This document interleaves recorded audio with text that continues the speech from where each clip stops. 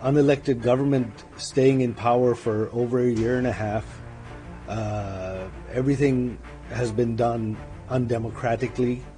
Tens of thousands of political prisoners behind bars. We currently have over 100 members of parliament being held as political prisoners with no investigations, no trials.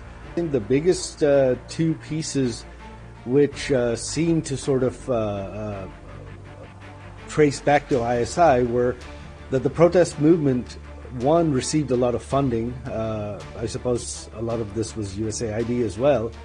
However, the one thing that a lot of the protests, you see that there were militants that infiltrated the protests. Without a doubt, these weapons had to have been supplied from somewhere in the subcontinent, and the only possible source is ISI.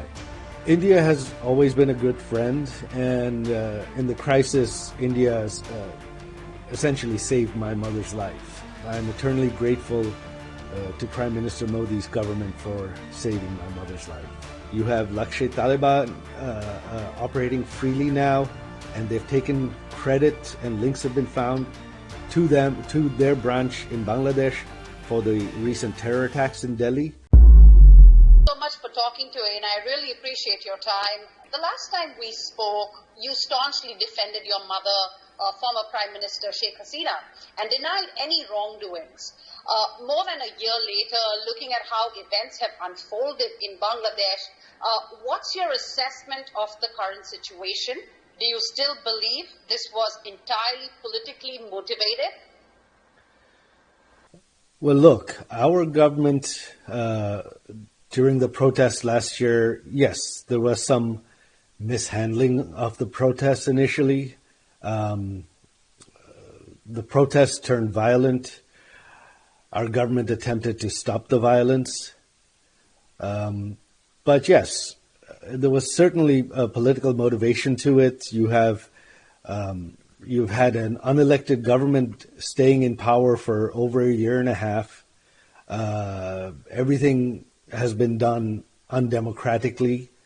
You still have tens of thousands of political prisoners behind bars. We currently have over 100 members of parliament being held as political prisoners with no investigations, no trials.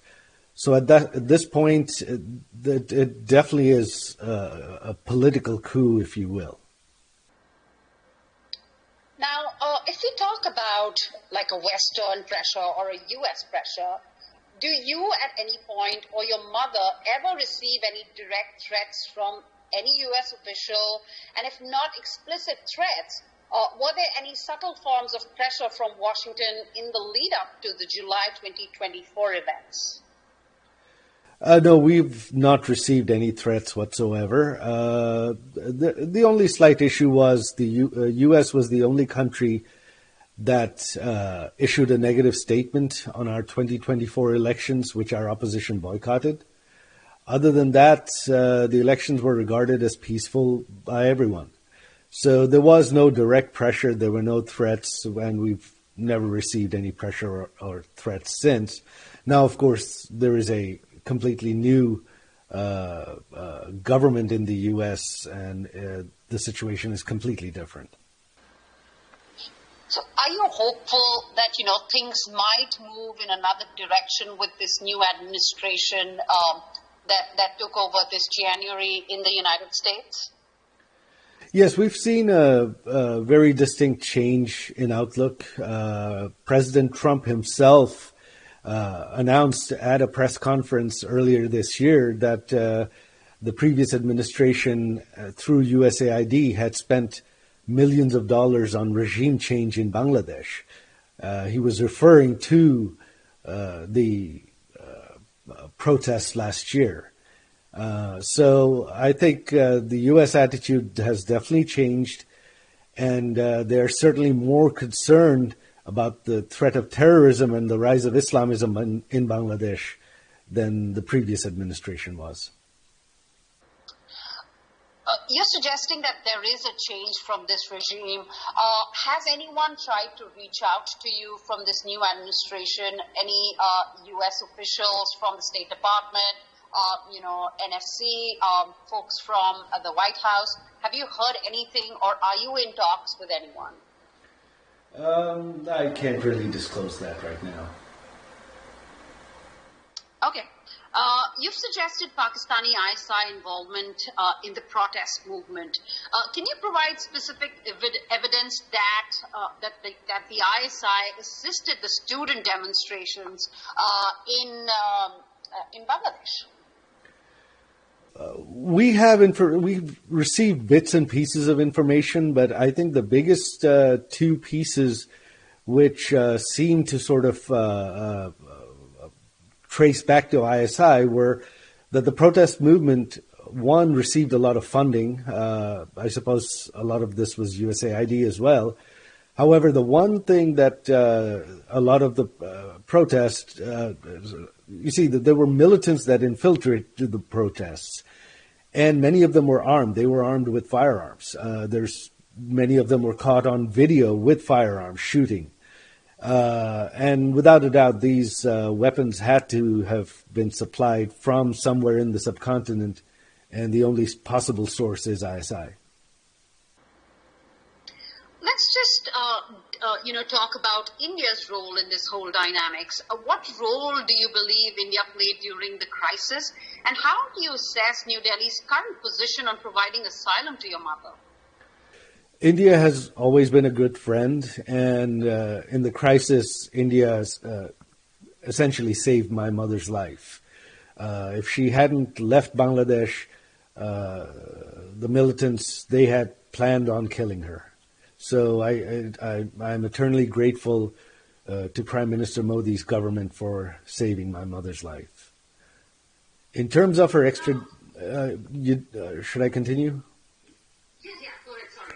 In terms of her extradition, look, for an extradition to happen, the judicial process has to be followed. What you have in Bangladesh is a government itself that's unelected, unconstitutional, and illegal. You have, in order to convict my mother, they amended laws to fast-track her trial, which you cannot amend laws without a parliament, so these laws were amended illegally.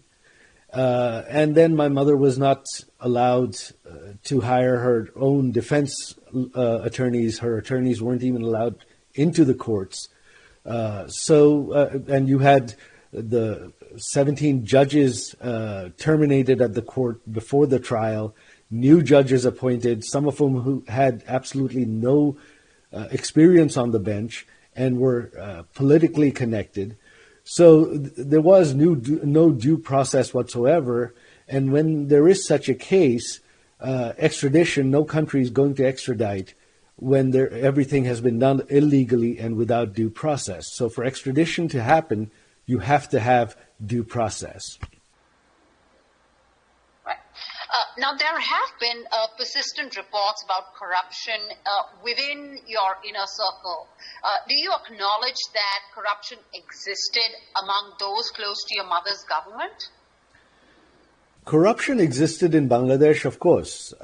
Corruption, prior to my mother's government, Bangladesh was, during our opposition, the BNP's term, Bangladesh was ranked as the most corrupt country in the world. My mother's government reduced it. We fell out from being number one, we fell out of the top 10. It's not something you can eliminate overnight, but we also had the best economic growth in the history of the country. For much of my mother's term, Bangladesh was one of the top 5 fastest growing economies in the world. It was regarded as the next Asian tiger. It graduated from a least developed country to a developing country. Did corruption go away? No. But this level of development and economic growth would not have been possible with major corruption. On the interim government at this point, what evidence can you provide that Dr. Muhammad Yunus lacks popular support? And if he doesn't have the country's backing, as you suggested, then who is propping up the current government in Bangladesh? If Muhammad Yunus was popular, then why would he not just have held an election one election, and then run the country with legitimacy. He has held on to power for a year and a half because without holding an election, because he has absolutely zero popular support. The political party that the students formed, the NCP, in all the polling run in Bangladesh to date, within this government's term, they're polling at simply 2%. They've never gone above 2% popularity. So Yunus and the student party have almost no popularity. And that is why they've held on to power without an election. Now, talking about the geopolitical timing of this whole play out, how do you explain the timing of these events given Bangladesh's deepening ties with China and expanding participation in the Belt and Road Initiative? What does your mother really make of this?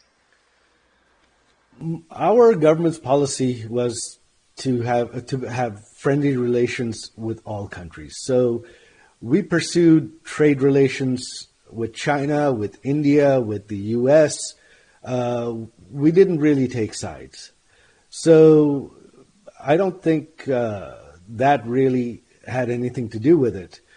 If anything, the Yunus regime has been trying to get much closer to China. They've had prominent state visits to China. Even our opposition, BNP, has been making direct overtures to China. So I don't think that for us, the Belt and Road Initiative was simply an economic initiative to facilitate transportation. I don't think that really had any bearing on this. On the extradition request, coming back to it, will your mother really contest the extradition request from Bangladesh, and on what grounds? You did briefly mention about, the grounds, of course. And frankly, do you believe she can receive a fair trial in the current political climate in Bangladesh? Not at all. This was a rubber stamp court. This was a kangaroo court. Right now, for the past year and a half, tens of thousands of political prisoners have been held without bail. So right now there is no rule of law in Bangladesh, and so justice is simply not possible. Someday when democracy returns, when rule of law returns, of course we will fight this. And there is absolutely no way this trial, this process will be upheld by any court. It's simply not possible because it was so blatantly executed. And finally question, what message would you send to Indian authorities, the Prime Minister of India, as they consider how to handle this extradition request? I think they know very well how to handle this extradition request. I don't think the Indian government is going to respond to such an illegal request. I really don't have any opinion on that whatsoever because I have faith in the Indian democracy, in their belief in the rule of law. What should really concern India is that the Yunus regime, you had asked, who is propping them up? It is Jamaat-e-Islam, which are the largest Islamic party. They have released tens of thousands of terrorists that our government had convicted and sentenced to prison. They've released them. You have Lashkar-e-Taiba operating freely now, and they've taken credit and links have been found to their branch in Bangladesh for the recent terror attacks in Delhi. So I think Prime Minister Modi is probably very, very concerned about terrorism from Bangladesh right now.